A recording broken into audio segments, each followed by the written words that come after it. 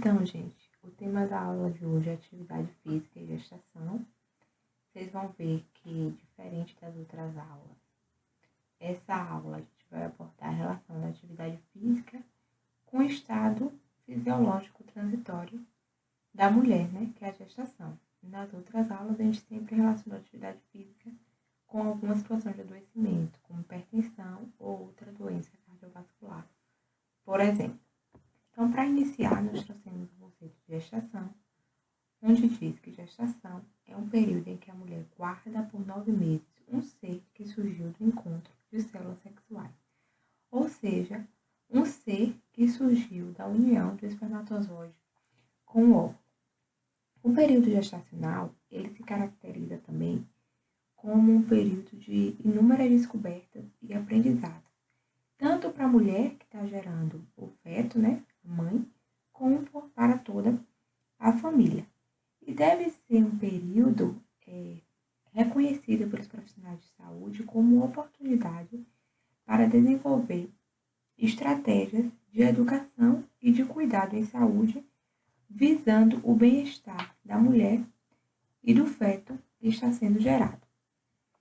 No período gestacional, a mulher sofre diversas alterações que envolvem os variados sistemas e aparelhos. É importante reconhecer essas alterações para que se possa orientar uma prática de exercícios físicos segura para a gestante. Então, por isso, o profissional de educação física ele precisa conhecer as alterações fisiológicas que acontecem no organismo feminino durante o período gestacional. E então, nós trouxemos algumas alterações que acontecem nos principais sistemas. Vamos começar falando das alterações fisiológicas no sistema endócrino. Então, as alterações que acontecem no sistema endócrino, elas começam no momento em que a placenta é implantada. Então, para esse sistema, a placenta é um elemento básico. Com a implantação da placenta, começa a produção de 2 tipos de hormônios, os peptídicos e os esteroides. Dentre os peptídicos, destacamos o conhecido HCG, que é o hormônio gonadotropina coriônica, e a somatotropina placentária. Dentre os esteroides, nós temos os estrógenos e a progesterona. Então, falando dos hormônios peptídicos, o HCG, que é o hormônio gonadotropina coriônica, tem a função de impedir a rejeição do tecido fetal, enquanto a somatotropina placentária tem propriedades lactogênicas, então esse hormônio participa da produção do leite, mas não é o principal hormônio nesse processo, promove o crescimento fetal e diminui a utilização materna de glicose. Então, por que reduz a utilização materna de glicose? Nós sabemos que a glicose ela é utilizada como fonte de energia. Quando a mulher está gestante, o feto ele demanda uma maior quantidade de glicose. Então, a glicose ela precisa ser utilizada em uma menor quantidade pela mãe para sobrar glicose para ser desviada para o feto. Então, esse hormônio ele faz isso ao mesmo tempo em que ele aumenta a mobilização dos ácidos graxos. E agora são essas substâncias que serão utilizadas em uma maior quantidade pela mãe como fonte de energia, no lugar da glicose que foi desviada para o feto. Entre os hormônios esteroides, como já falamos, nós temos os estrógenos e a progesterona. Os estrógenos são responsáveis pelo crescimento da musculatura e da vascularização uterina e também pelo aumento do tamanho das glândulas mamárias. A vascularização uterina, ela aumenta por quê? Porque o feto ele precisa de um maior aporte de oxigênio para o seu crescimento. E para chegar mais oxigênio para o feto, precisa aumentar o volume sanguíneo. Para aumentar o volume sanguíneo, precisa, portanto, aumentar a vascularização uterina. Já a progesterona impede a expulsão do feto, ajuda a formação do leite, porque ela promove o depósito de nutrientes nas glândulas mamárias e reduz o tônus de músculos lívios. Então, com essa ação de reduzir o tônus do músculo liso, pode acontecer alguns sintomas na gestante, como náuseas, constipação, dilatação das veias e diminuição da pressão diastólica. Ainda no sistema endócrino, acontecem alterações significativas na glândula tireoide. Então, se espera que na gravidez aconteça um hipertireoidismo fisiológico. Esse hipertireoidismo se caracteriza por alguns sintomas, como hipervolemia, aumento da frequência cardíaca, dispneia e ansiedade. Esses são os sintomas comuns do hipertireoidismo patológico. Por isso que durante a gestação é difícil fazer um diagnóstico diferenciado entre uma alteração da tireoide fisiológica e uma alteração da tireoide patológica, porque os sintomas eles se assemelham. Ainda no sistema endócrino, nós temos dois hormônios que são bastante importantes no período gestacional: a prolactina e a ocitocina. A prolactina, ela induz e mantém a lactação, porque promove a secreção do leite pelas glândulas mamárias, e a ocitocina provoca contrações uterinas e promove a ejeção do leite materno. Aqui nós temos alterações do sistema cardiorrespiratório. Então, anatomicamente nesse sistema, nós podemos observar a elevação da musculatura diafragmática. Isso acontece porque o útero ele aumenta de tamanho e aumenta também a resistência da musculatura abdominal. Com a elevação do diafragma, o coração ele se desloca mais para a esquerda e para cima. E ainda se espera que o coração ele aumente de tamanho de maneira fisiológica, porque acontece uma hipertrofia do ventrículo esquerdo. Ainda no sistema cardiorrespiratório, há um desenvolvimento acentuado da rede vascular do útero. Isso é provocado pelos hormônios estrógenos e acontece para manter a irrigação adequada tanto da placenta como do feto. O trabalho cardíaco e o volume sanguíneo, aumenta. Isso acontece porque, como eu disse para vocês, o feto ele tem uma maior demanda de oxigênio e se espera, portanto, que a pressão arterial aumente. Mas o organismo, sabidamente, tem um efeito compensatório. Ao mesmo tempo que o trabalho cardíaco e o volume sanguíneo aumenta, há uma queda da resistência vascular periférica, para que a pressão não aumente. Quando esse mecanismo compensatório ele falha, acontece o que a gente chama de hipertensão gestacional. Ainda há dilatação e estase das paredes venosas, o que aumenta a predisposição da mulher a apresentar varizes, e essas varizes elas tendem a se agravar em gestações posteriores.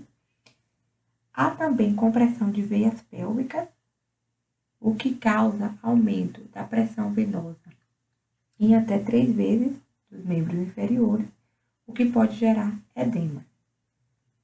Outras manifestações que acontecem no sistema cardiorrespiratório é a dispneia, a taquicardia, o aumento da frequência respiratória devido ao aumento da pressão venosa. É bem importante a gente estar atento a essas alterações, porque elas podem acontecer tanto em repouso como durante a prática do exercício físico. Então, precisamos estar alerta. Acontecem alterações fisiológicas também no sistema digestório. Então, nesse sistema, a gravidez ela provoca alterações tanto funcionais como estruturais. Na boca, nós podemos observar a hiperatividade das glândulas salivares, o que leva a uma produção aumentada da saliva, que a gente chama de cialorreia. Acontece também uma redução da estabilidade dos dentes, e isso está associado a uma deficiência de cálcio.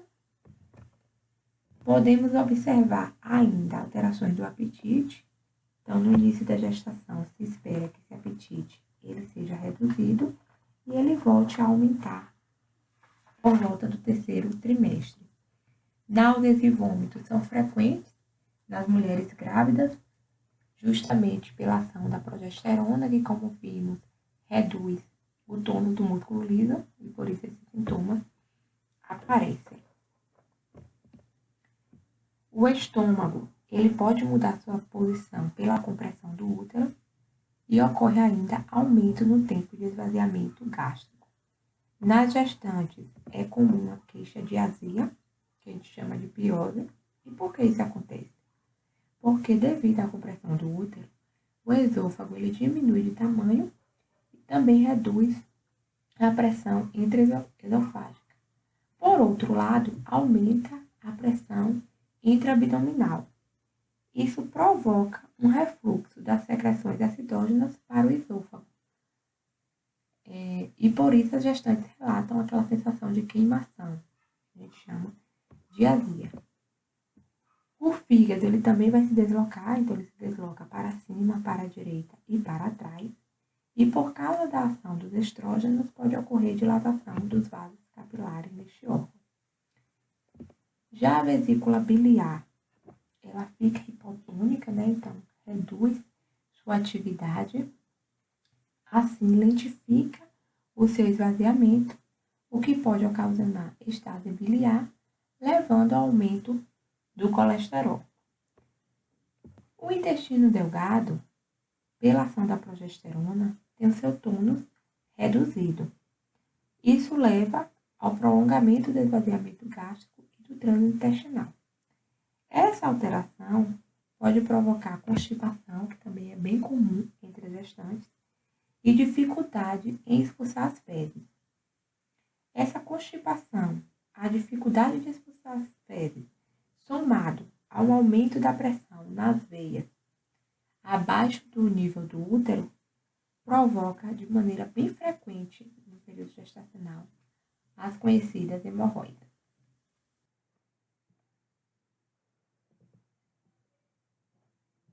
Bom, daremos continuidade às alterações fisiológicas da gestação, desta vez falando sobre as alterações urinárias. É importante a gente revisar a composição do sistema renal, e aqui nós temos essa foto, que mostra, né, que é composto por 2 rins, ureteres, bexiga e uretra. A uretra, ela vai sofrer variação de tamanho em relação a homens e mulheres. Uma vez revisado a composição do sistema urinário, é importante relembrarmos que o aumento do suprimento de sangue vai acontecer para quase todos os órgãos durante a gestação. O mesmo vai acontecer para os rins, então ocorre um aumento do suprimento de sangue renal desde o início da gestação. Isso leva ao aumento de peso e tamanho dos rins. Geralmente eles aumentam de 1 a 1,5 cm de comprimento durante a gestação. Isso leva a uma dilatação da pelve renal e acontece também um aumento da taxa de filtração glomerular. Então, a quantidade de ml de urina produzida pelas gestantes vai ser maior. Seguindo, as estruturas chamadas de ureter, que são 2, eles também vão aumentar a sua capacidade ureteral. Por quê? Porque eles vão se tornar mais dilatados e mais alongados. Então, o lumen dessa estrutura vai poder armazenar, vai poder conduzir mais urina do rim para a bexiga. Porém, devido a alterações hormonais, principalmente da ação do hormônio da progesterona, o músculo liso do ureter ele vai se tornar mais hipotônico, então ele vai perder um pouco do seu tônus e perder um pouco dos movimentos peristálticos que ajudam a conduzir, além da ação da gravidade, a urina para a bexiga. Porém, diante dessa atividade hipotônica do músculo liso do ureter, isso predispõe a infecções urinárias. Por quê? Porque se a capacidade do ureter está aumentada, vai armazenar e conduzir uma maior quantidade de urina, porém a sua atividade muscular está hipotônica, isso faz com que a urina ela fique estagnada, o que predispõe a infecções urinárias, porque bactérias podem se proliferar durante essa estagnação de urina. Conforme a gestação avança, esse útero ele aumenta de tamanho para para suportar o desenvolvimento e crescimento do feto no seu interior. Esse aumento de tamanho comprime a bexiga em sua porção antero-posterior. Isso vai ser responsável, então, pelo aumento da frequência de micções, pelo aumento da frequência de ida ao banheiro por essa gestante para eliminar urina durante a gestação, principalmente durante os 3 últimos meses, onde o útero ele aumenta bastante de tamanho.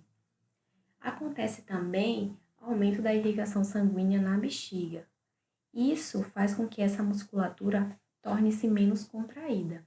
Então, se eu tenho uma musculatura menos contraída, significa que essa estrutura, que é a bexiga, ela vai se tornar mais relaxada e vai ter uma capacidade maior de armazenar volumes de urina. Porém, isso é contrabalanceado pelo fato do útero estar em crescimento e comprimir a bexiga. Então, apesar da gestante ela ter a musculatura da bexiga menos contraída, isso faz com que ela consiga armazenar um volume maior de urina, o útero em crescimento contrabalanceia isso.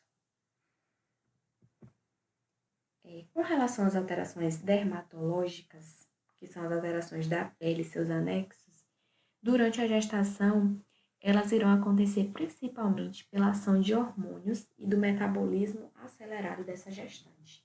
Então, o maior fluxo de sangue na pele, por exemplo, vai levar a maior atividade das glândulas sebáceas e sudoríparas. Outra alteração importante vai acontecer na mama. É importante a gente revisar também a estrutura da mama. Nós temos aqui a mama, a gente tem a areola, que é essa parte mais pigmentada, que vai assumir uma coloração diferente a depender do tom de pele da mulher.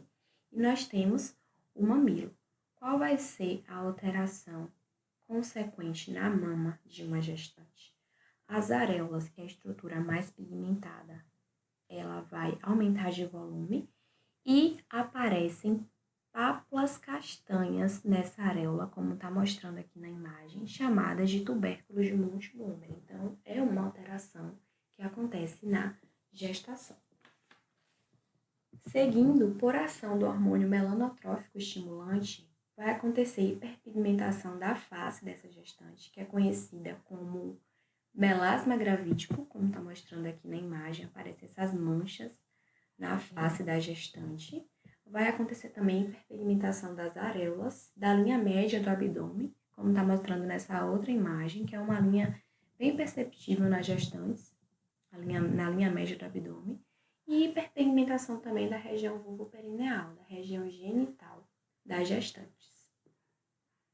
Essas alterações de pigmentação normalmente tendem a desaparecer após o parto. Podem acontecer também o aparecimento de estrias sobre nádegas, abdômen e mamas. E o que pode influenciar nesse aparecimento? O ganho de peso materno e fetal tem influência direta no aparecimento de estrias, no aparecimento dessas estruturas decorrentes do estiramento da pele. E o que é que muitas gestantes fazem para prevenir o aparecimento de estrias? Elas usam aqueles famosos óleos para prevenir esse aparecimento.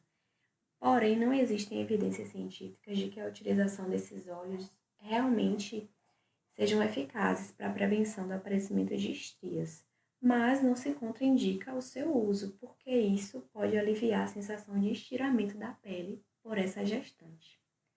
Além disso, podem acontecer alterações vasculares, como as teleangiectasias, que são os famosos, os conhecidos vasos e microvasos, eritema palmar, ou seja, a palma das mãos da gestante pode ficar mais avermelhada, o aparecimento de varizes e também de hemorroidas. Além disso, as gengivas da gestante podem ficar hipertrofiadas e hiperemiadas. Então, durante a escovação dos dentes, por exemplo, pode acontecer sangramento da gengiva dessa gestante, justamente porque essa estrutura está mais sensível, está mais vascularizada. Podem acontecer também queda de cabelos e neoformação de pelos em locais inexistentes. E em alguns casos, durante a gestação, por ação de vários hormônios, a gestante pode desenvolver acne pela primeira vez. Pode aparecer espinhas no rosto dessa gestante pela primeira vez. Com relação às alterações músculo-esqueléticas, diante dessas alterações hormonais, dessa explosão de hormônios que acontece, né, durante esse período, a mobilidade das articulações do corpo estarão aumentadas. E as principais articulações que sofrem esse processo de aumento de mobilidade são as articulações sacroilíaca, sacrococcígea e pubiana. Aqui a gente tem a articulação sacroilíaca, junção do osso sacro com o ilho, a articulação sacrococcígea e a articulação pubiana. Então, elas vão estar com uma flexibilidade, uma mobilidade aumentada durante a gestação. Por quê? Para permitir o crescimento do útero e também para preparar o corpo para a passagem do feto pelo canal vaginal. Então, se não acontece o aumento da mobilidade dessas articulações, esses dois eventos, eles não serão possíveis. E aí, na segunda gestação, o aumento de flexibilidade dessas articulações é ainda maior quando a gente compara com a primeira gestação. E no período pós-parto, normalmente essa mobilidade articular regride. Porém, diante da constatação de que durante a gestação as alterações hormonais levam ao aumento da mobilidade de articulações de todo o corpo, isso favorece a entorse de tornozelo na gestante. A entorse de tornozelo nada mais é do que a lesão dos ligamentos articulares devido à distensão ou uma torção brusca sem deslocamento de superfícies articulares. Então, existe essa possibilidade também na mulher gestante, que precisamos ficar atentos, principalmente vocês que são professores de educação física que vão atuar orientando essa gestante. Além disso, à medida que o útero cresce, o abdômen ele dilata, porque esse útero precisa permitir o crescimento e desenvolvimento do feto. E com isso acontece a mudança do centro de gravidade.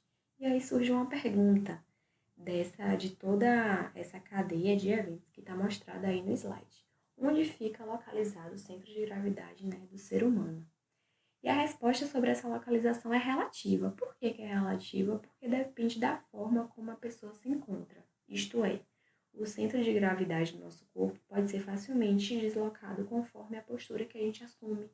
Conforme, por exemplo, um evento como é o evento de gestação para uma mulher, que pode mudar o centro de gravidade do corpo. Nós temos aqui essa imagem que mostra um homem em posição ereta com braços pendentes ao lado do corpo. E nós localizamos o centro de gravidade nesse ponto vermelho aqui. Mas se ele mudar de posição, consequentemente, esse centro de gravidade também mudará de posição. O mesmo acontece durante a gestação, como mostra nessa imagem. Na gestante, o seu peso ele é anteriorizado. Por quê? Porque o útero está aumentado de tamanho. Existe um aumento, um crescimento fetal dentro do útero. Então, para manter o equilíbrio, é necessário que a gestante adapte a sua postura e a musculatura responsável por essa postura também dê esse suporte. Então, na mulher grávida, como está mostrando aqui na imagem, o centro de gravidade, ele se desloca para frente, como está mostrando aqui. Consequentemente, o que é que ocorre? Com o deslocamento do centro de gravidade, ocorre uma sobrecarga em músculos e ligamentos, o que leva ao aumento da curvatura da coluna torácica e da coluna lombar, como está mostrando nessa imagem, para poder equilibrar esse peso que está anteriorizado decorrente do aumento do útero.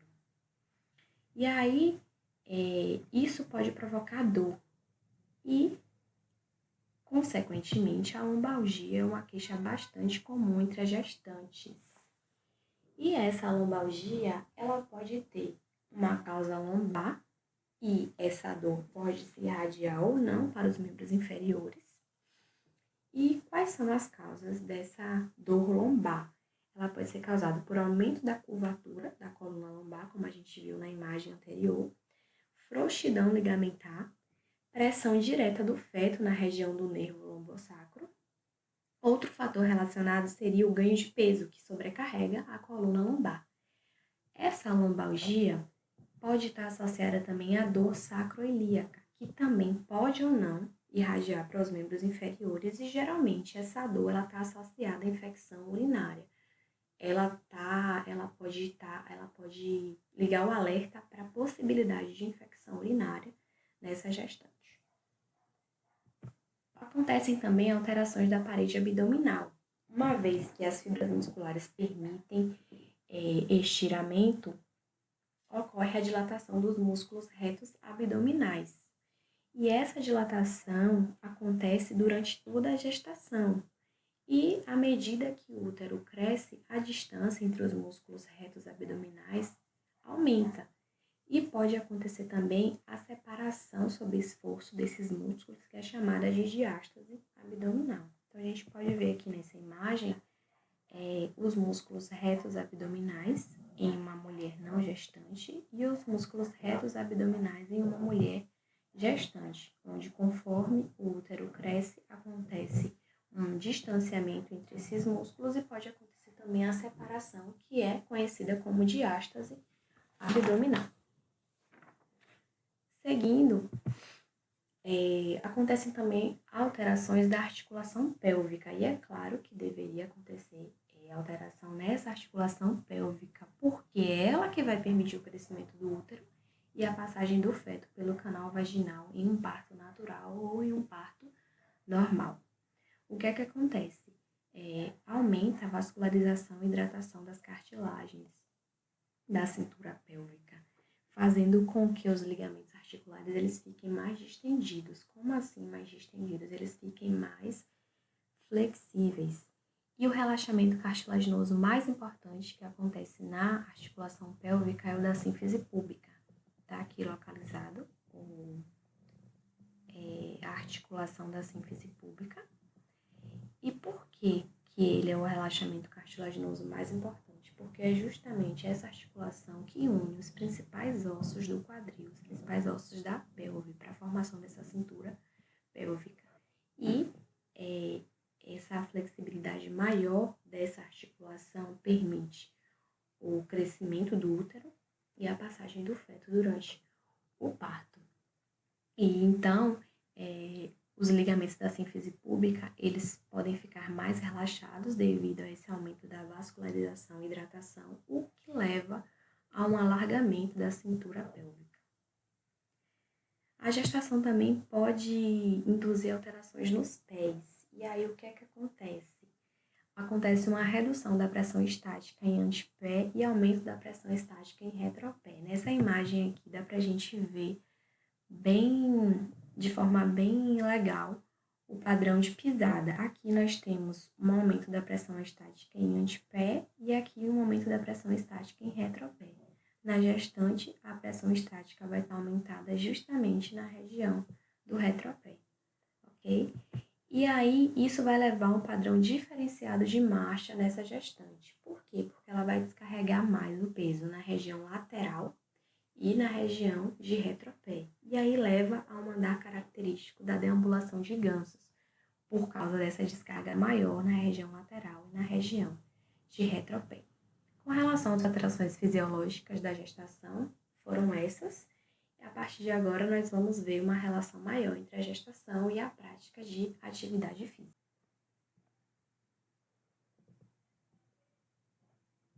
Bom, daremos continuidade às alterações fisiológicas da gestação, desta vez falando sobre as alterações urinárias. É importante a gente revisar a composição do sistema renal, e aqui nós temos essa foto, que mostra que é composto por 2 rins, ureteres, bexiga e uretra. A uretra ela vai sofrer variação de tamanho em relação a homens e mulheres. Uma vez revisado a composição do sistema urinário, é importante relembrarmos que o aumento do suprimento de sangue vai acontecer para quase todos os órgãos durante a gestação. O mesmo vai acontecer para os rins, então ocorre um aumento do suprimento de sangue renal desde o início da gestação. Isso leva ao aumento de peso e tamanho dos rins. Geralmente eles aumentam de 1 a 1,5 cm de comprimento durante a gestação. Isso leva a uma dilatação da pelve renal e acontece também um aumento da taxa de filtração glomerular. Então a quantidade de ml de urina produzida pelas gestantes vai ser maior. Seguindo, as estruturas chamadas de ureter, que são 2, eles também vão aumentar a sua capacidade ureteral. Por quê? Porque eles vão se tornar mais dilatados e mais alongados. Então, o lúmen dessa estrutura vai poder armazenar, vai poder conduzir mais urina do rim para a bexiga. Porém, devido a alterações hormonais, principalmente da ação do hormônio da progesterona, o músculo liso do ureter ele vai se tornar mais hipotônico, então ele vai perder um pouco do seu tônus e perder um pouco dos movimentos peristálticos que ajudam a conduzir, além da ação da gravidade, a urina para a bexiga. Porém, diante dessa atividade hipotônica do músculo liso do ureter, isso predispõe a infecções urinárias. Por quê? Porque se a capacidade do ureter está aumentada, vai armazenar e conduzir uma maior quantidade de urina, porém a sua atividade muscular está hipotônica, isso faz com que a urina ela fique estagnada, o que predispõe a infecções urinárias, porque bactérias podem se proliferar durante essa estagnação de urina. Conforme a gestação avança, esse útero ele aumenta de tamanho para suportar o desenvolvimento e crescimento do feto no seu interior. Esse aumento de tamanho comprime a bexiga em sua porção antero-posterior. Isso vai ser responsável, então, pelo aumento da frequência de micções, pelo aumento da frequência de ida ao banheiro por essa gestante para eliminar urina durante a gestação, principalmente durante os 3 últimos meses, onde o útero ele aumenta bastante de tamanho. Acontece também aumento da irrigação sanguínea na bexiga. Isso faz com que essa musculatura torne-se menos contraída. Então, se eu tenho uma musculatura menos contraída, significa que essa estrutura, que é a bexiga, ela vai se tornar mais relaxada e vai ter uma capacidade maior de armazenar volumes de urina. Porém, isso é contrabalanceado pelo fato do útero estar em crescimento e comprimir a bexiga. Então, apesar da gestante ela ter a musculatura da bexiga menos contraída, isso faz com que ela consiga armazenar um volume maior de urina, o útero em crescimento contrabalanceia isso. Com relação às alterações dermatológicas, que são as alterações da pele e seus anexos, durante a gestação, elas irão acontecer principalmente pela ação de hormônios e do metabolismo acelerado dessa gestante. Então, o maior fluxo de sangue na pele, por exemplo, vai levar a maior atividade das glândulas sebáceas e sudoríparas. Outra alteração importante vai acontecer na mama. É importante a gente revisar também a estrutura da mama. Nós temos aqui a mama, a gente tem a areola, que é essa parte mais pigmentada, que vai assumir uma coloração diferente a depender do tom de pele da mulher. E nós temos o mamilo. Qual vai ser a alteração consequente na mama de uma gestante? As areolas, que é a estrutura mais pigmentada, ela vai aumentar de volume e aparecem pápulas castanhas nessa areola, como está mostrando aqui na imagem, chamadas de tubérculos de múltiplo número. Então, é uma alteração que acontece na gestação. Seguindo, por ação do hormônio melanotrófico estimulante, vai acontecer hiperpigmentação da face dessa gestante, que é conhecida como melasma gravídico, como está mostrando aqui na imagem, aparecem essas manchas na face da gestante. Vai acontecer também hiperpigmentação das areolas, da linha média do abdômen, como está mostrando nessa outra imagem, que é uma linha bem perceptível nas gestantes, na linha média do abdômen. E hiperpigmentação também da região vulvoperineal, da região genital das gestantes. Essas alterações de pigmentação normalmente tendem a desaparecer após o parto. Podem acontecer também o aparecimento de estrias sobre nádegas, abdômen e mamas. E o que pode influenciar nesse aparecimento? O ganho de peso materno e fetal tem influência direta no aparecimento de estrias, no aparecimento dessas estruturas decorrentes do estiramento da pele. E o que é que muitas gestantes fazem para prevenir o aparecimento de estrias? Elas usam aqueles famosos óleos para prevenir esse aparecimento. Porém, não existem evidências científicas de que a utilização desses óleos realmente sejam eficazes para a prevenção do aparecimento de estrias, mas não se contraindica o seu uso, porque isso pode aliviar a sensação de estiramento da pele por essa gestante.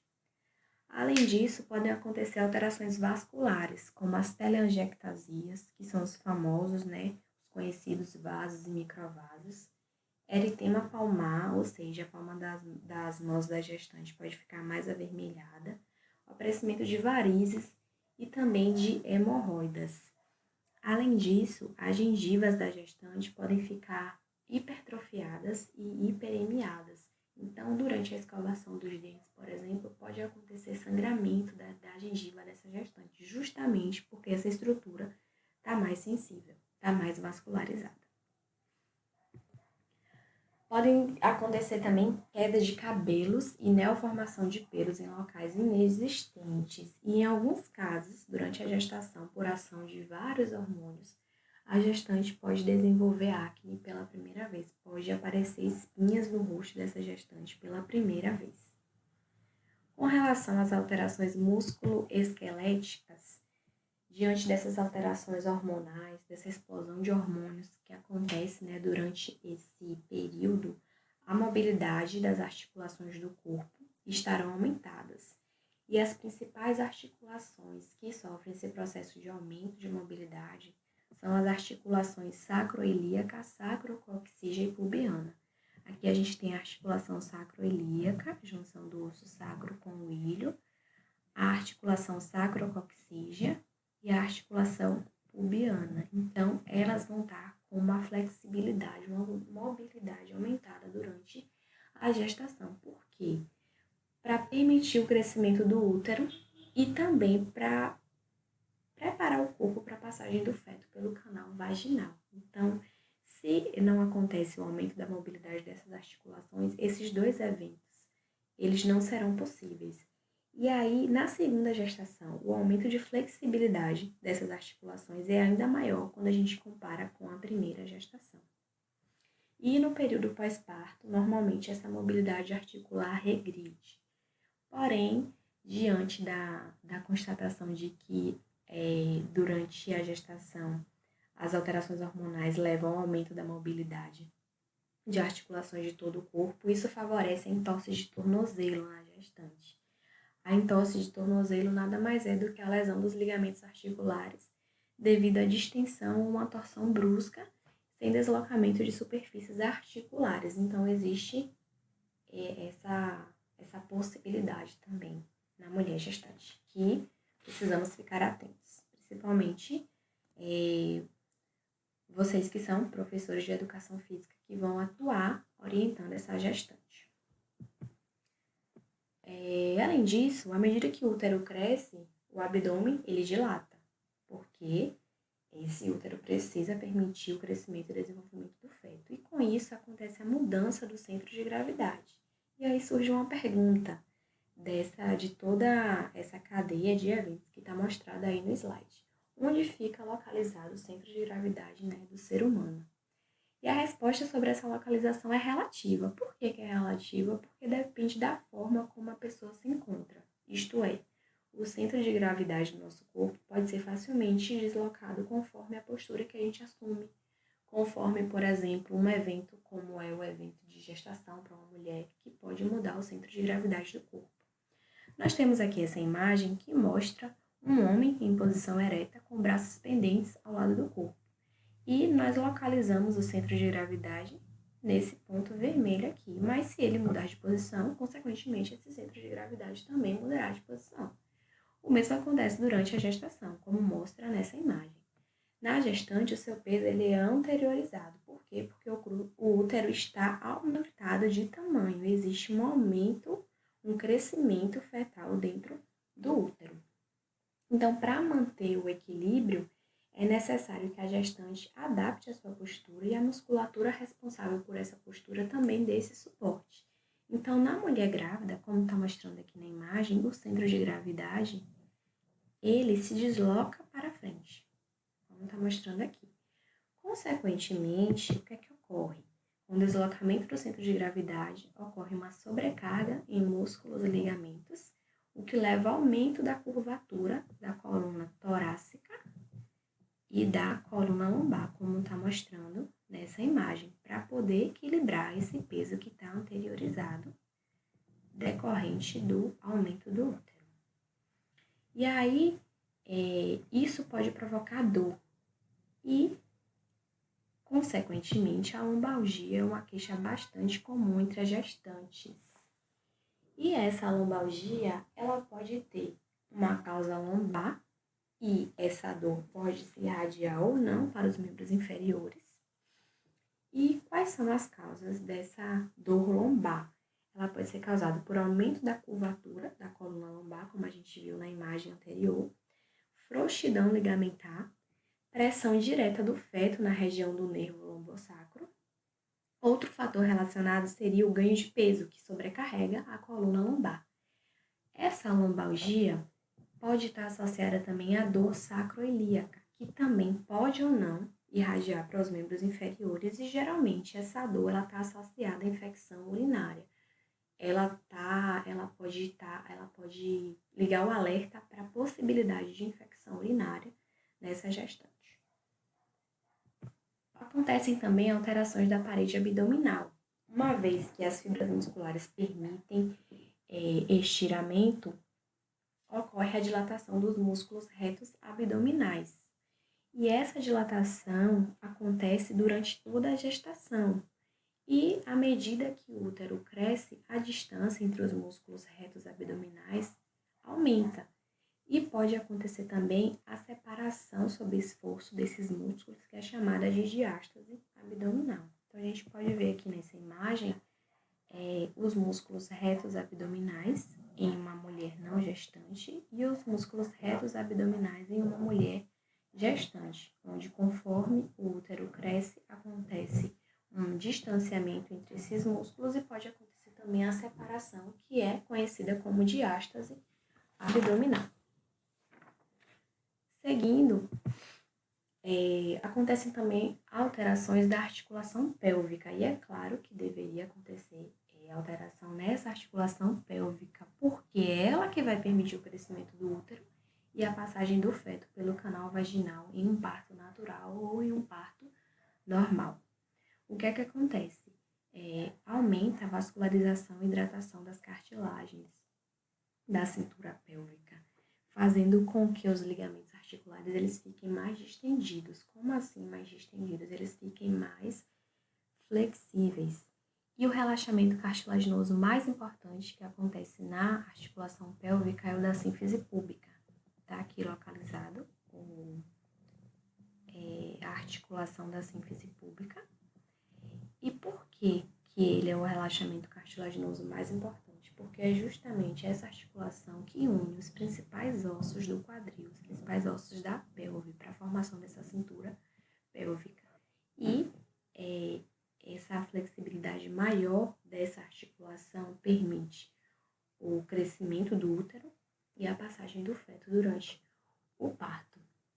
E então, os ligamentos da sínfise púbica, eles podem ficar mais relaxados devido a esse aumento da vascularização e hidratação, o que leva a um alargamento da cintura pélvica. A gestação também pode induzir alterações nos pés. E aí, o que é que acontece? Acontece uma redução da pressão estática em antepé e aumento da pressão estática em retropé. Nessa imagem aqui, dá pra gente ver de forma bem legal o padrão de pisada. Aqui nós temos um aumento da pressão estática em antepé e aqui um aumento da pressão estática em retropé. Na gestante, a pressão estática vai estar aumentada justamente na região do retropé, ok? E aí, isso vai levar a um padrão diferenciado de marcha nessa gestante. Por quê? Porque ela vai descarregar mais o peso na região lateral e na região de retropé. E aí leva a um andar característico da deambulação de gansos, por causa dessa descarga maior na região lateral e na região de retropé. Com relação às alterações fisiológicas da gestação, foram essas. A partir de agora, nós vamos ver uma relação maior entre a gestação e a prática de atividade física. Bom, gente, vamos continuar nossa aula sobre atividade física e saúde durante a gestação. Embora persistam algumas controvérsias com relação à prática de atividades físicas e esportivas no período gestacional, a atividade física tem se tornado um hábito cada vez mais comum durante a gestação. No passado não tão remoto assim, as gestantes eram aconselhadas a reduzirem suas atividades e até mesmo a se afastarem do trabalho, principalmente no último trimestre da gestação, pela crença de que as atividades físicas poderiam induzir trabalho de parto prematuro por meio de estimulação da atividade uterina.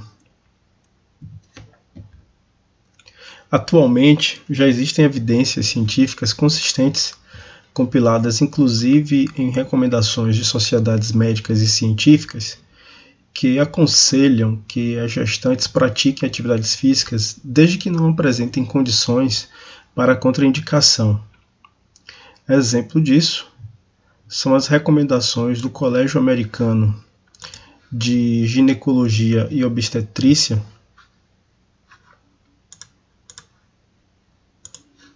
como a gente vê aqui,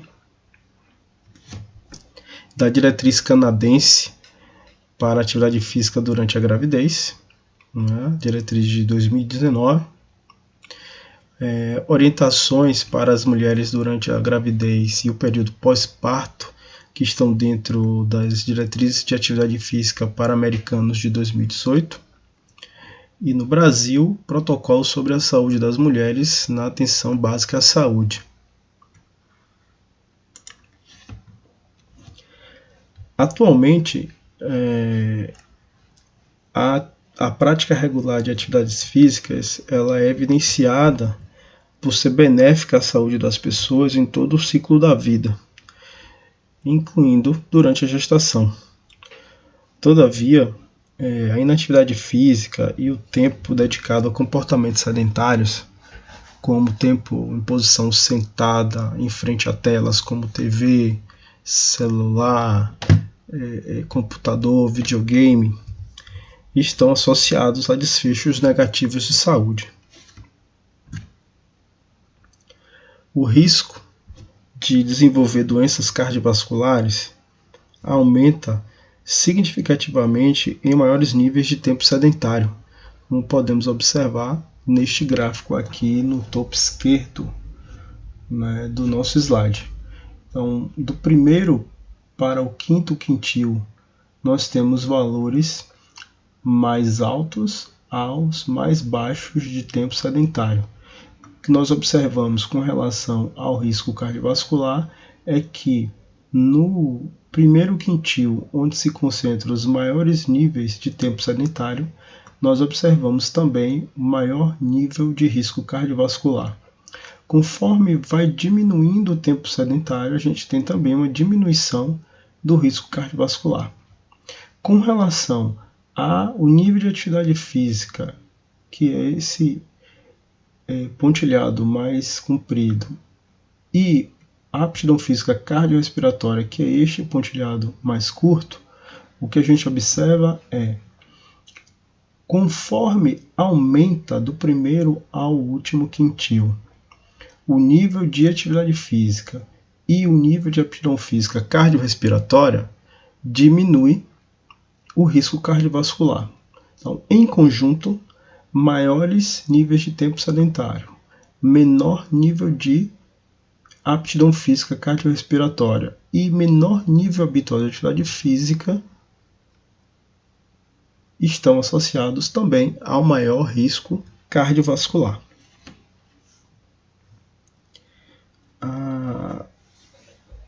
A magnitude da redução do risco de mortalidade prematura por todas as causas é maior se a atividade física for de maior intensidade, como nós observamos nesse segundo gráfico aqui à direita. Então, a linha pontilhada representa as atividades físicas vigorosas, pontilhada azul. A linha pontilhada verde representa as atividades físicas de intensidade moderada. E aqui a linha preenchida em vermelho significam todas as atividades físicas, né? Então, o que a gente observa é que conforme aumenta o tempo em atividades físicas moderadas, diminui o risco de mortalidade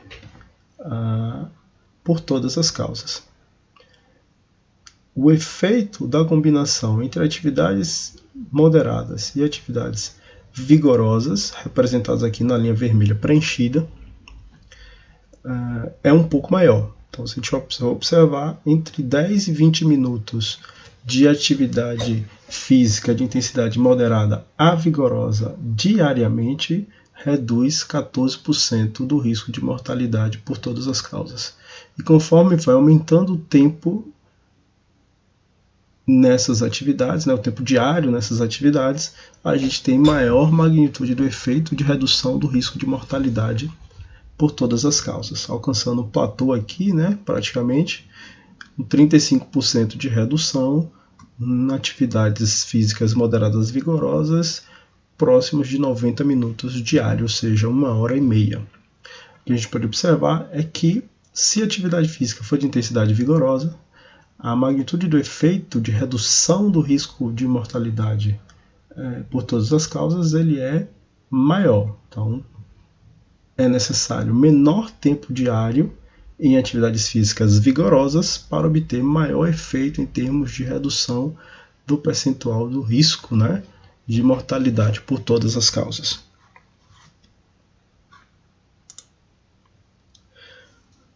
Aqui nós podemos observar que basta um indivíduo saltar do status de fisicamente inativo ou baixa aptidão física apenas para tornar-se ativo, ele já tem um ganho bastante significativo na redução do risco de doenças crônicas e de mortalidade prematura. Ele não precisa necessariamente atingir o nível de extremamente treinado ou de pessoa com alta aptidão física. Basta tornar-se ativo, abandonar o excesso de tempo em comportamentos sedentários e já vai ter um ganho bastante significativo em termos de saúde. E já se tornou bem sacralizado na literatura científica que a quantidade mínima e satisfatória para obter este tipo de efeito com relação à redução do risco de doenças crônicas de mortalidade prematura é praticar atividades físicas moderadas a vigorosas, pelo menos 150 minutos semanalmente. Daria aí 30 minutos diários, pensando em atividades físicas desempenhadas durante 5 dias na semana.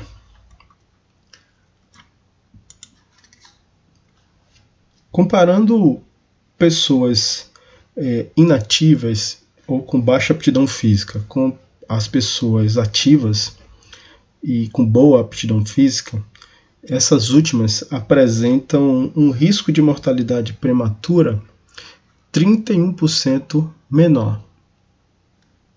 Elas apresentam também uma redução do risco de doença cardiovascular em 33%, de derrame, ou AVC, de 31%, de hipertensão arterial sistêmica de 32%, de câncer de cólon, para todos os demais desfechos de saúde aqui analisados.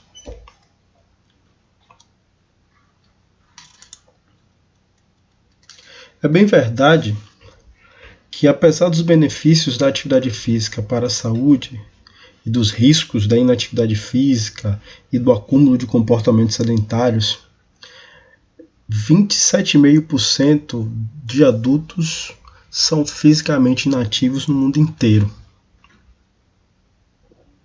Quando essa estatística é comparada entre os sexos, as mulheres elas são mais inativas do que os homens. Entre adolescentes, o resultado ele é similar.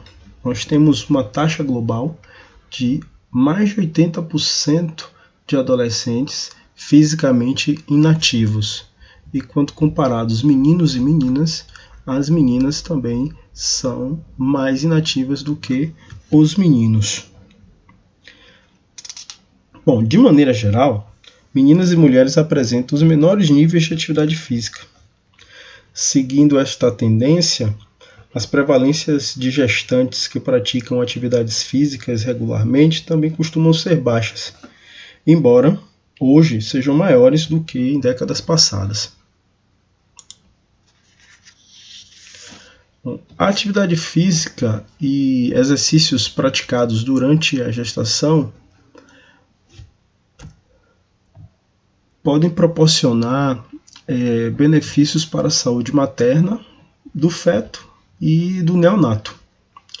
De maneira específica, a atividade física está associada a desfechos tais como menor risco de pré-eclâmpsia, que é uma condição que leva a risco, tanto a vida da mãe quanto do neonato, pelas complicações do parto, principalmente a hemorragia.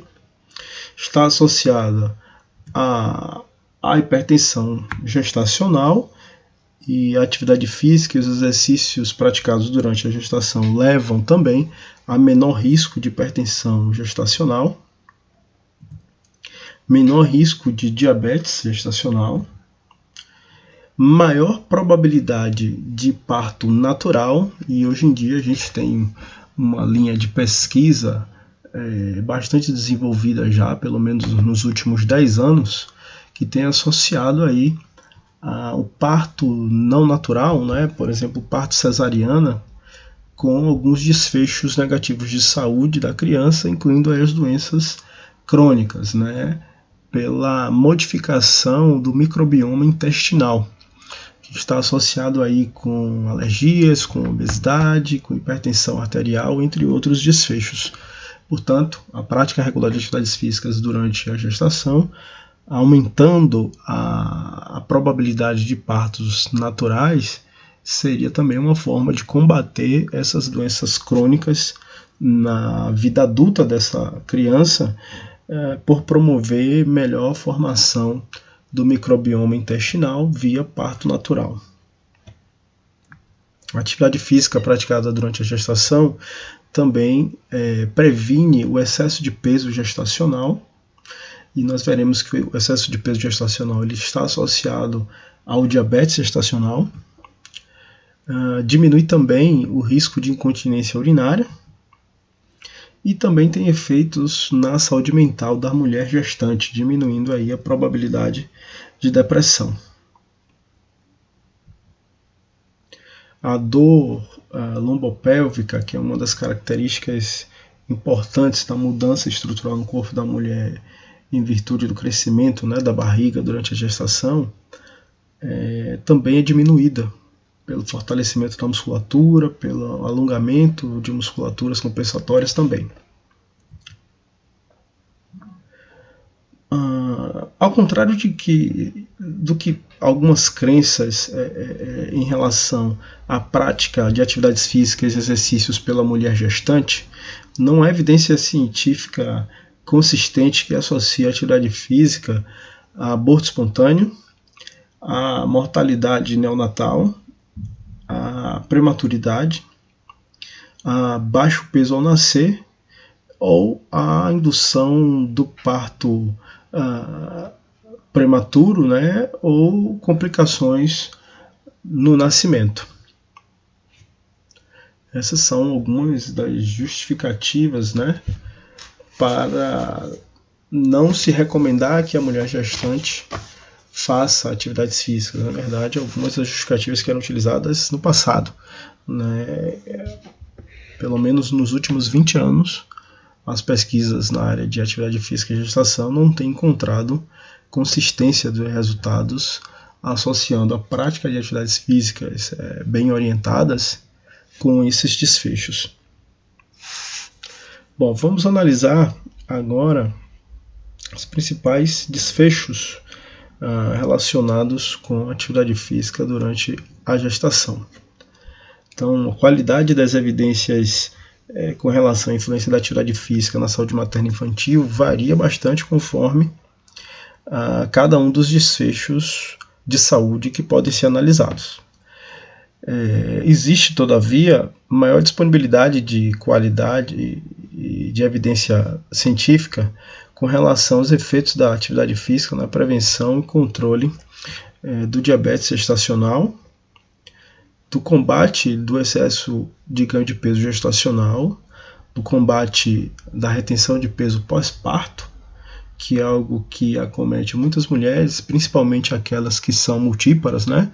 Múltiplas gestações normalmente aumentam a probabilidade de retenção de peso pós-parto, o que predispõe a mulher a um risco de obesidade e das comorbidades associadas.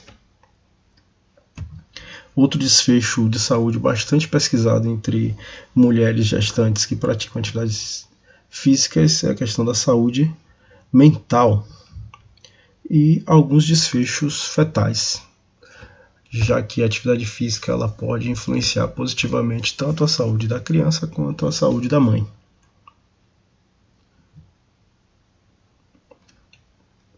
Bom, com relação ao ganho excessivo de peso gestacional, ganho excessivo de peso gestacional é um problema comum entre mulheres grávidas e ocorre aproximadamente em 50% de todas as gestantes nos Estados Unidos.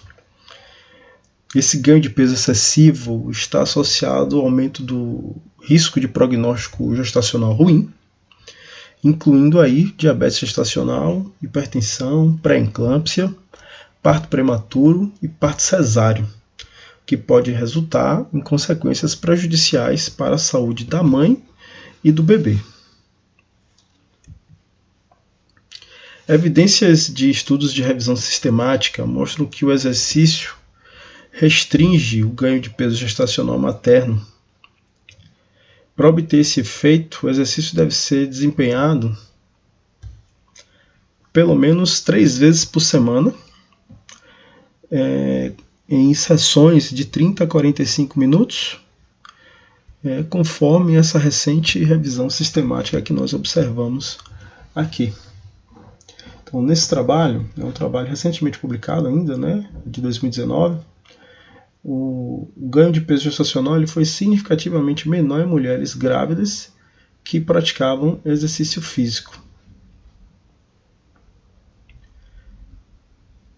Nós podemos observar aqui nesse diagrama de floresta, né, a maior parte dos estudos analisados, eles colocam aqui o efeito do exercício como efeito protetivo, ou seja, um efeito de diminuição do peso gestacional. Essa é uma meta-análise de ensaios clínicos randomizados, portanto, é um trabalho cujos resultados eles são de grande qualidade.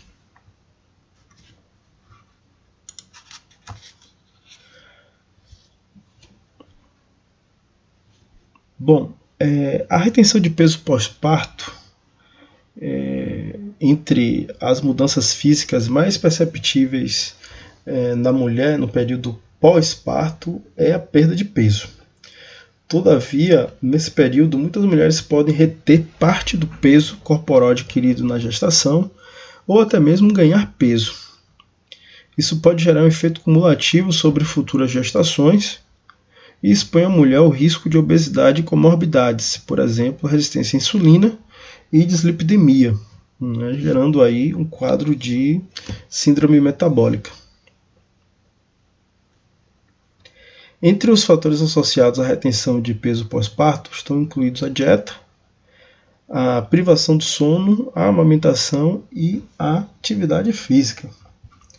Neste trabalho, né, que nós observamos aqui, que analisa aí fatores associados à retenção de peso pós-parto em uma coorte de mulheres brasileiras, né, é um estudo longitudinal que observou uma perda média de peso de 9,5 kg, né, entre as mulheres incluídas no estudo. O tempo de seguimento foi de 6 meses. mas houve retenção média de 4,8 kg. As mulheres que mantiveram menor peso neste estudo, elas também consumiram menos calorias nesse período pós-parto, tiveram um IMC menor antes da gravidez, isto é, as mulheres que já eram obesas antes dessa gravidez, com o ganho de peso e com a probabilidade de retenção de peso pós-parto, elas aumentam o IMC. No entanto, aquelas com menor IMC, elas tiveram também maior probabilidade de manter o peso pós-gestacional.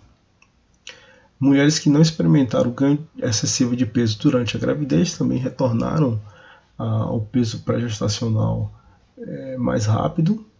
E as mulheres que amamentaram seus bebês exclusivamente por um longo período também diminuíram mais o peso e que eram casadas ou viviam maritalmente, com seus companheiros. Esses foram os principais fatores de risco para a retenção de peso pós-parto, os fatores associados, na verdade.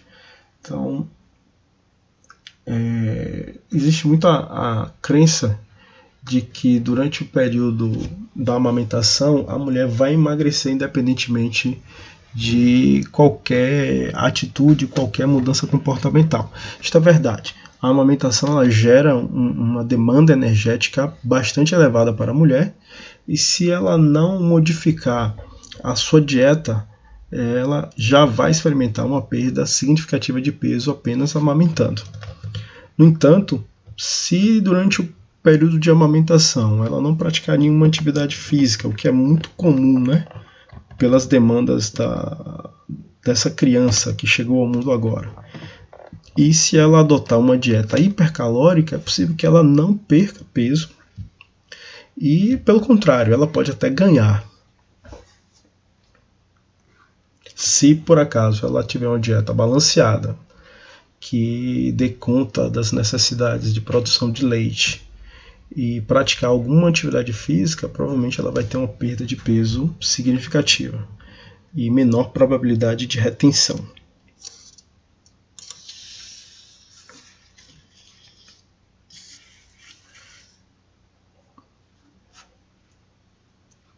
Bom, outro desfecho, vou pular esse slide aqui. Outro desfecho muito pesquisado entre mulheres gestantes é o diabetes gestacional.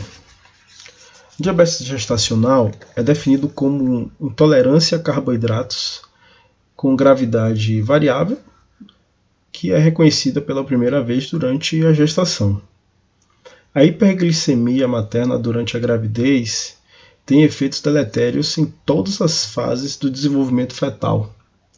No feto, o diabetes materno leva à hiperinsulinemia fetal, cuja consequência direta é o alto peso ao nascer e o aumento da massa gorda. O crescimento fetal esse crescimento fetal exagerado expõe o feto a um risco aumentado de várias complicações neonatais, incluindo asfixia, trauma obstétrico, principalmente se for um parto natural, dificuldade respiratória e hipoglicemia. A obesidade materna e o ganho de peso gestacional excessivo estão frequentemente associados ao diabetes, mas também contribuem para esses desfechos adversos. Intervenções no estilo de vida para reduzir o risco de diabetes mellitus gestacional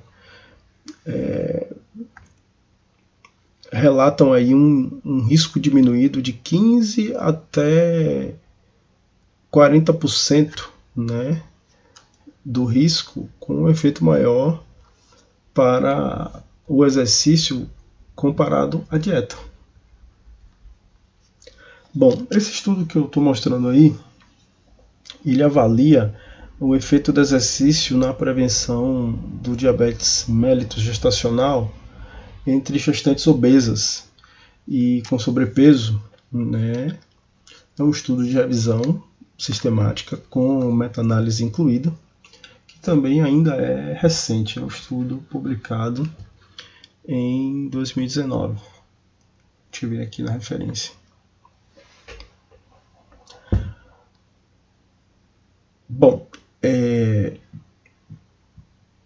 Os resultados desse estudo, eles mostraram que o exercício sozinho ele não tem efeito significativo sobre a incidência geral de diabetes mellitus gestacional. A gente pode observar aqui que, embora haja um efeito protetor, ele não é estatisticamente significante. A gente pode observar isso no intervalo de 95% de confiança. No entanto, é um efeito geral de redução de 24% na incidência global geral de diabetes. Essa redução ela é pronunciada nos grupos experimentais, né, em que as intervenções foram feitas com exercício, em comparação com grupos controles que mantiveram aí as orientações habituais, né, durante a gestação, as orientações médicas habituais. Bom, nós podemos observar aqui abaixo que quando esse efeito global de redução da incidência de diabetes é desagregado entre efeitos no primeiro semestre de gestação e efeitos no segundo trimestre, há maior efeito de redução geral da incidência no segundo trimestre de gestação em comparação com o último trimestre e também com o primeiro trimestre. No entanto, em ambos, né, nós não temos resultados estatisticamente significativos. Com relação ao efeito do exercício, há uma redução estatisticamente significativa da incidência de diabetes mellitus nos estudos de intervenção que utilizaram exercício em sessões de até 3 vezes por semana. Essa redução da incidência é da magnitude de 41%, até 41% de redução. Né? Diferentemente do que a gente tinha analisado anteriormente com relação ao efeito geral na incidência de diabetes e ao efeito desagregado por trimestre de gestação, quando nós observamos aí o efeito de fazer exercício até 3 vezes na semana, houve uma redução bastante importante entre mulheres do grupo experimental comparadas com o grupo controle.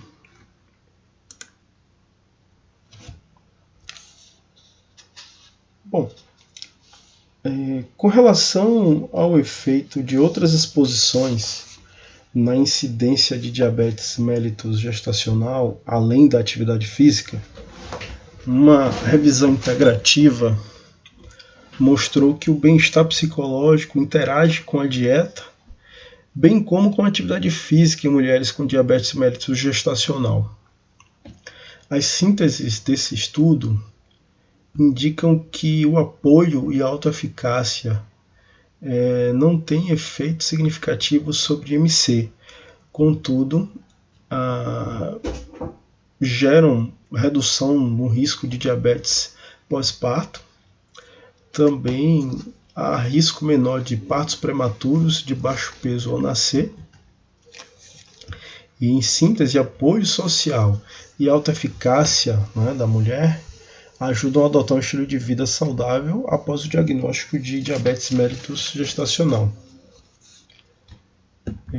Esse estudo apoia a hipótese de que mesmo a mulher que já foi diagnosticada com diabetes mellitus gestacional, ela pode ter benefícios com relação à sua saúde no período pós-diagnóstico bastante importante se lhe for fornecido aí o apoio social e se for melhorada a sua autoeficácia, tanto para o manejo da dieta quanto para o manejo da atividade física e também o manejo de algumas questões de saúde mental. Deve-se considerar que a integração do bem-estar psicossocial nas intervenções com exercício é importante a partir dos resultados que nós observamos aí.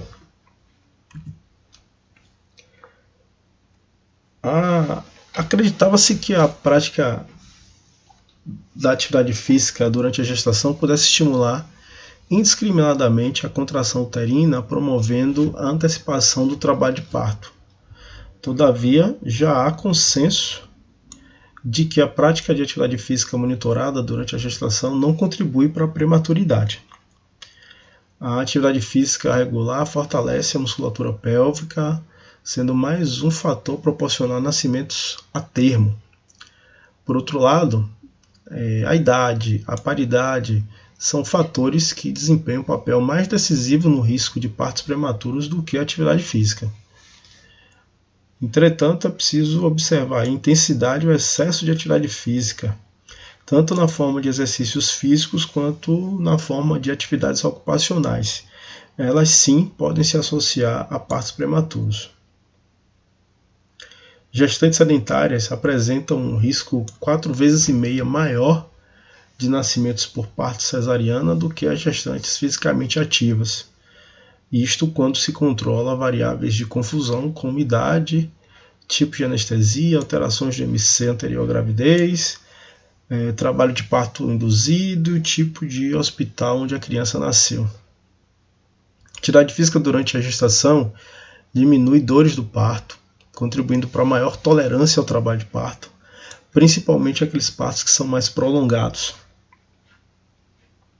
Tanto o excesso quanto o déficit de atividade física exerce influência negativa sobre os desfechos da gestação. Estudo de revisão relativamente recente, publicado nos Cadernos de Saúde Pública, ainda recente porque foi publicado em 2016, analisando aí o efeito da atividade física em gestantes e desfechos perinatais adversos no nascimento, mostra que não tem associação da atividade física com o baixo peso ao nascer, por exemplo. Mas também não há associação com o parto prematuro, tampouco com a restrição de crescimento intrauterino, que é um desfecho bastante negativo.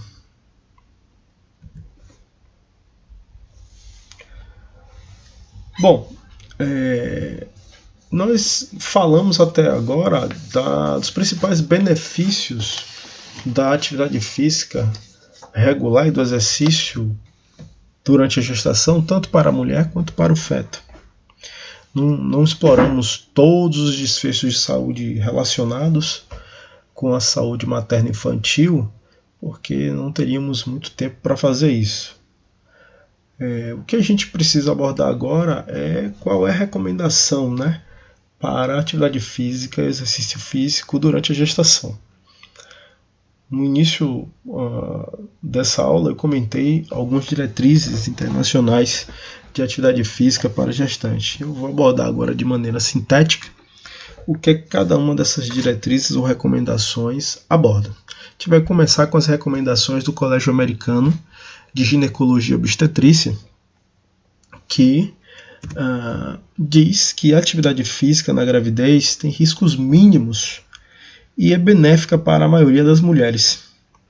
Embora algumas modificações nas rotinas de exercício sejam necessárias em função das mudanças anatômicas e fisiológicas da gestação e também das demandas fetais. A atividade física durante a gestação ela deve ser precedida por uma avaliação clínica completa antes que um programa de exercícios físicos seja recomendado. Isto para garantir que a gestante não tenha nenhuma restrição médica que contraindique exercício. Mulheres com gestações sem complicações devem ser encorajadas a praticar exercícios aeróbicos e treinamento resistido antes, durante e após a gravidez. Um médico deve avaliar com bastante atenção as mulheres que tenham complicações médicas ou obstétricas, antes de que seja recomendada a prática de exercícios durante a gestação. O repouso, algo comumente prescrito, raramente é indicado. Mesmo para as mulheres que foram aconselhadas a manter o repouso, na maioria das vezes, deve ser permitido pelo menos a deambulação. A atividade física durante a gestação aumenta ou mantém a aptidão física, ajuda a controlar o peso, reduz o risco de diabetes, tanto em mulheres obesas quanto não obesas, e melhora também o bem-estar psicológico. Isso é o que diz a recomendação do Colégio Americano de Ginecologia e Obstetrícia. A diretriz canadense de 2019 para a atividade física durante a gravidez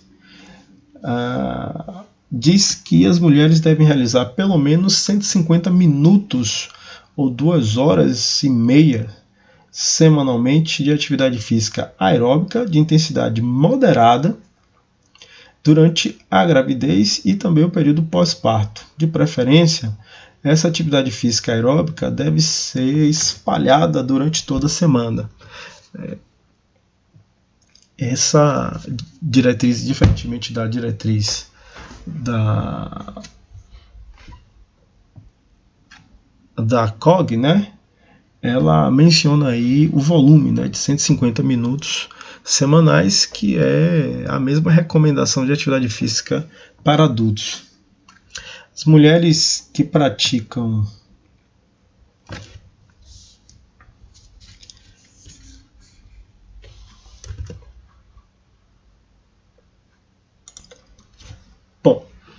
nessa diretriz canadense, todas as mulheres sem contraindicação devem ser fisicamente ativas durante a gestação, incluindo aquelas que eram fisicamente inativas antes da gestação e aquelas com diagnóstico de sobrepeso e obesidade.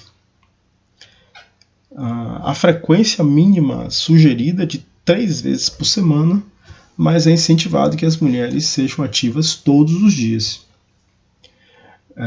As mulheres gestantes, elas devem incorporar uma variedade de atividades físicas aeróbicas e incluir também o treinamento resistido para obter maiores benefícios. Adicionar yoga e ou alongamento suave também pode ser benéfico para a saúde dessa gestante.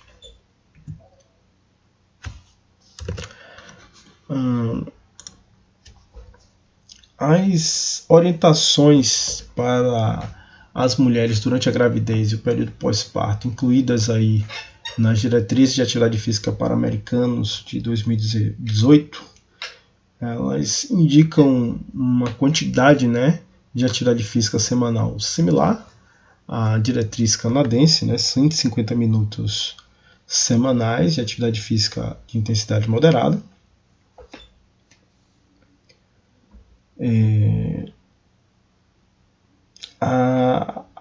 A adição aí de um comentário bastante interessante é que as mulheres que já praticavam atividades físicas aeróbicas de intensidade vigorosa ou que já eram fisicamente ativas antes da gravidez devem continuar essas atividades durante a gravidez e também no período pós-parto. O cuidado profissional, um profissional de saúde, né, é muito importante. As mulheres grávidas devem estar sob cuidados de um profissional de saúde que monitore o progresso da gravidez durante todo o transcurso dela. Elas podem consultar o seu médico sobre se devem ou não ajustar sua atividade física durante a gravidez e após o nascimento do bebê.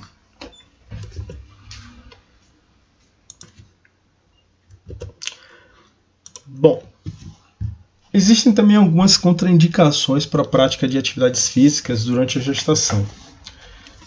Essas contraindicações elas são classificadas como absolutas e relativas. Essas contraindicações absolutas incluem aí a doença cardiovascular respiratória grave, trabalho de parto prematuro, sangramento vaginal persistente sem explicação, a placenta prévia após 28 semanas de gestação. A placenta prévia o principal sintoma dela é um sangramento vaginal que não gera dor, né, nessa segunda metade da gestação. Essa condição pode gerar uma hemorragia grave antes do parto. Nesse caso, o repouso total deve ser recomendado, então não deve fazer atividade física, exercícios, esporte. Pré-eclâmpsia e anemia severa também são condições que, se apresentadas pela gestante, o exercício ele é absolutamente contraindicado. As contraindicações relativas incluem aí a perda de gravidez recorrente, então aquelas mulheres que têm abortos recorrentes devem ver com cautela a prática de atividades físicas. Elas não é que não possa fazer, elas precisam ver com cautela. Mulheres com hipertensão gestacional, história de prematuridade, espontânea, doença cardiovascular respiratória leve a moderada, anemia com sintomas, desnutrição, algum tipo de distúrbio alimentar, a gravidez gemelar depois da 28ª semana e outras condições médicas significativas. Nessas contraindicações relativas, é preciso de um olhar cauteloso do médico que acompanha a gestante para que ele recomende ou não a prática de atividades físicas. Além dessas contraindicações, as mulheres gestantes elas devem evitar a prática de esportes de contato e toda a atividade física, esportiva, exercício que tenha alto risco de quedas.